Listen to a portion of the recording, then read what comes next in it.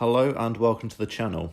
In a previous video, I said that the Fallschirmjäger jump smock was probably the second most iconic piece of clothing that was issued to Fallschirmjäger units before and during World War II.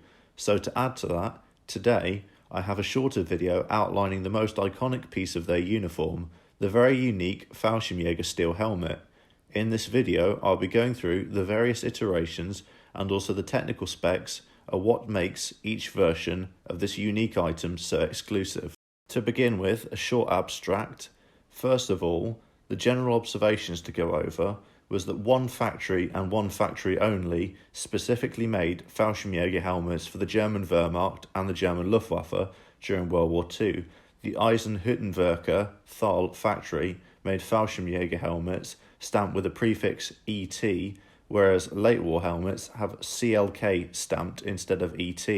Just to preface, where I say Wehrmacht and then Luftwaffe there, that's to indicate the fact that pre-war, the German Fallschirmjäger were a branch of the armed forces as opposed to the German Air Force. 3 helmet types are known to have been made. The first iteration of these was the M36 pre-war helmet. Originals are practically worth their weight in gold today. Next was the still rare model M37, and possibly the most iconic and commonplace seen in photos is the iconic M38. To note, there are also many M37 helmets which were often wartime upgrades into M38 specification. As well as this, there are also 2 different types of Luftwaffe decals that could be found on these helmets depending on the period of the war and also the time that the helmet was manufactured and or upgraded. Mid to late war Fallschirmjäger helmets will not have any decals, which follows the same logic as other combat helmet types and other branches of service during the course of the war. However, an original Fallschirmjäger helmet is still worth in the region of anywhere from 8,000 to 14,000. As a result of observations of Russian experiments with newly formed developing paratrooper personnel in 1928, the Germans began with serious consideration for developing paratrooper units, and plans were drawn up for the formation of such in late 1935. Development of specialist clothing and equipment were undertaken to provide paratroopers with functional items specifically designed with parachute jumps in mind. One of the items developed for the paratroopers was a specially designed helmet that was first introduced in 1935. Pre-production of the prototype of the German paratrooper helmet was based on the standard M35 German helmet.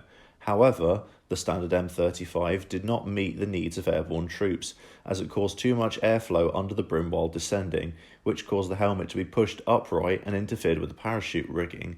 The peak and the neck skirt were a cause of serious injury during landing and rolling over, and to address these issues, the M35 helmet was cut down. The German paratrooper helmet also had a shock-absorbing rubber lining which was fitted between the helmet and the liner to further protect paratroopers from head injuries during landing.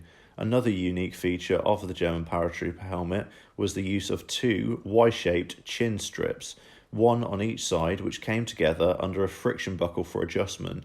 The design allowed for a more secured fit during jumps.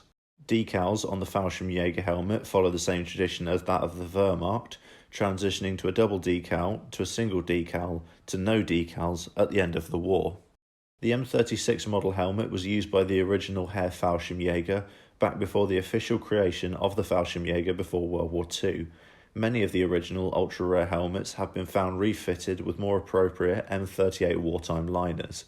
Many of the known examples have double decals and some have the early Luftwaffe snake leg eagle decal and are usually coated with original apple green paint. Some of the examples can be found with M38 pattern bolts that stick out from the shell of the helmet from the wartime upgrade.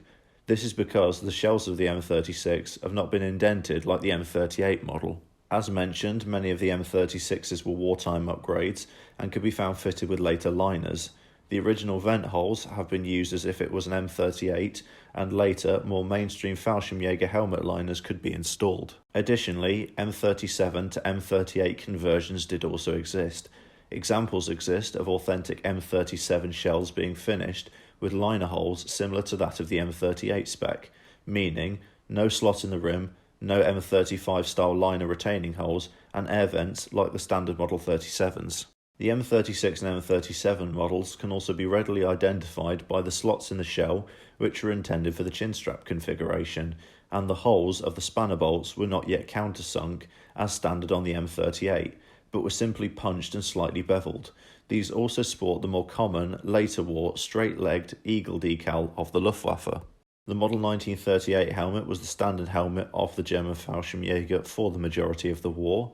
Wartime versions had a rough, non-reflective Feldgrau paint and a single decal.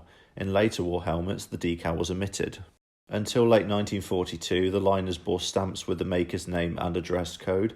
Afterwards, like most late war kit, it was changed so that it had a factory code number abbreviation in RB-NR instead.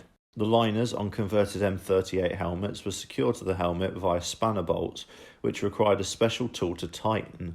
These spanner bolt keys were made by the same factory in Germany and the same company responsible for the production of Fallschirmjäger helmets. The Eisenhüttenthal plant in central Germany continued to produce all of these Fallschirmjäger helmets for the duration of the war.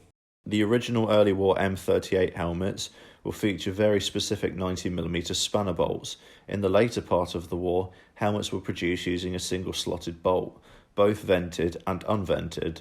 The slotted bolts had the advantage of not requiring a specialist tool to tighten or remove, and the helmets were produced in three sizes: 66, 68 and 71. Just like with other branches of service, the early war M38 helmet was finished with smooth paint and double decals.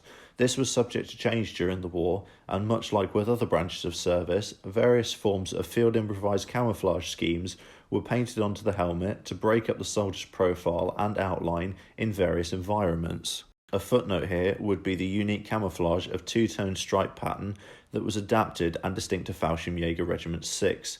Various types of helmet nets and covers were also produced specifically for the Fallschirmjäger in either solid green or a camouflage variant with or without foliage loops. Both examples exist with metal hooks being used to connect these covers to the helmet, much like the Wehrmacht and the SS covers, and the additional late war variants also feature a toggle cord or drawstring to tighten the cover over and around the rim of the helmet. Special mention also goes to Luftwaffe Stahlhelms. It is common to see in the period Fallschirmjäger troops with M40 and M42 Stahlhelms. Helmets were painted with a matte slate grey or blue-grey of the Luftwaffe. Various shades of these colours have been observed, and later production M42s especially are often found with a very thin paint, often a much darker shade of slate grey. This was a certain wartime economic measure. Early in the production of Model 42 helmets, a large number of blue-grey Luftwaffe helmets were made. During this period, Hitler had authorised the creation of Luftwaffe infantry divisions, so the need for helmets painted specifically to the Luftwaffe standard increased. The number of blue-grey painted Luftwaffe helmets, however, fell significantly by late 1943. Few original blue-grey Luftwaffe helmets were found produced after the summer of 1943. Thank you very much for watching this video. I wanted to produce a follow-up video to the jump smock, which rounded out the distinctive kit that was uniquely issued to Fallschirmjäger. If you would like to see any specific future deep dive videos or development of specific pieces of kit or uniforms, please let me know. And as always, please drop a like, and with that being said, thank you.